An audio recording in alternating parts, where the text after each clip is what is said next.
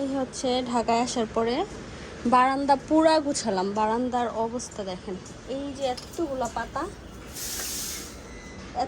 পাতা এখানে সব কিন্তু এই গাছগুলা থেকে কাটলাম এই মাত্র। এত পরিমাণ শুকনা পাতা আর এত পরিমাণ জঙ্গল হয়েছিল, এই পাতাগুলা দেখলে হয়তো বুঝতে পারতেছেন। এই গাছগুলো সব ছেটে কমায় দিলাম একদম। এই গাছটার অবস্থা খারাপ, বাগান বিলাস। এখন আমরা আমাদের আরেকটা বারান্দায় যাব, সেটার সব গাছ ডালপালা কেটে আবার ওগুলা ছেটে ছেটে এখন পরিষ্কার করব। এটা শেষ, মোটামুটি পরিষ্কার হয়ে গেছে এটা। এখন চলুন ওই সাইডের বারান্দাটায় যাই। বাড়িতে গেলেই হয় আমার গাছের অবস্থা, কিছু গাছ মরে গেছে। প্রতিবার যেটা হয়, 15 দিন পরে আসছি, বেশি হবে আরও। তো এই হচ্ছে বাগানের অবস্থা। এখানে গাছ কম, এখানে ময়লাও কম। ওই পাশের বারান্দাটা বেশি গাছ। কিছু গাছ আমি এখান থেকে ওই বারান্দায় নিয়ে যাব, আর কিছু গাছ দেখা যাচ্ছে যে এখান থেকে ওই বারান্দা নিয়ে শিফট করব। রোদের কারণে অনেক গাছ কিন্তু নষ্ট হয়ে যায়। এখানে দেখতে পাচ্ছেন এই গাছ দুটার অবস্থা অনেক খারাপ। এখন এগুলো সব কাটবো, কেটে কুটে তারপরে সব কিছু পরিষ্কার করব।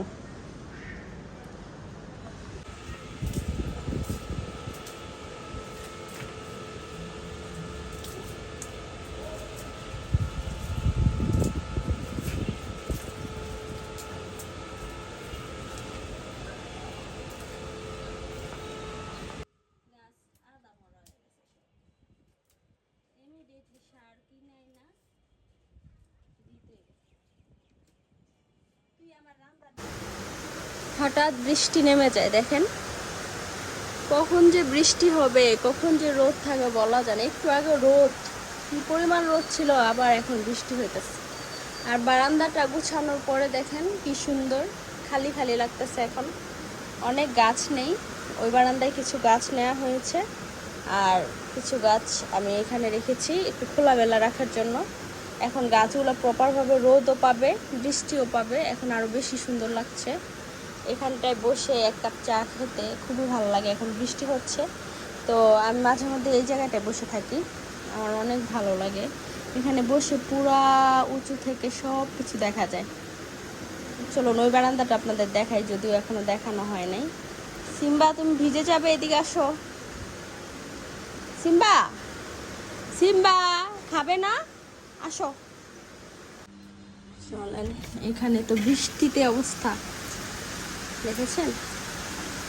কিছু গাছ আমি এখানে এনেছি, যেমন এই গাছটা, এই দুইটা গাছ আমি এখানে আনাতে এই জায়গাটা একটু ভরা ভরা লাগতেছে আর সুন্দর লাগছে। দেখুন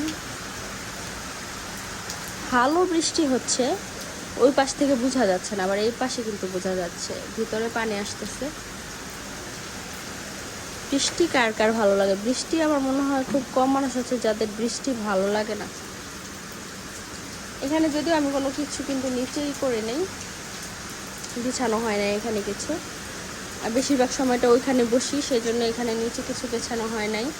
আর বৃষ্টি আসলে মানে এখানে ভিজে যায়, বাচ্চারা এই রুমে যেহেতু থাকে, ওরা এগুলা বৃষ্টি আসলে উঠায় নেয় না ভিতরে।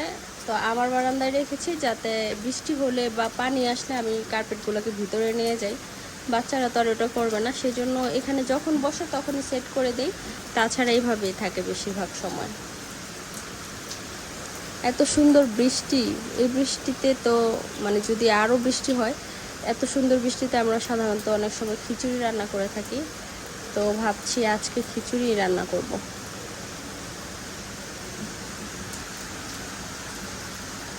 দেখুন বৃষ্টি দেখে খিচুড়ি রান্নাও করে ফেলছি। আর এই খিচুড়িটা একদম সহজভাবে রান্না করেছি, একেবারে সহজ, একেবারে কম সময়ে।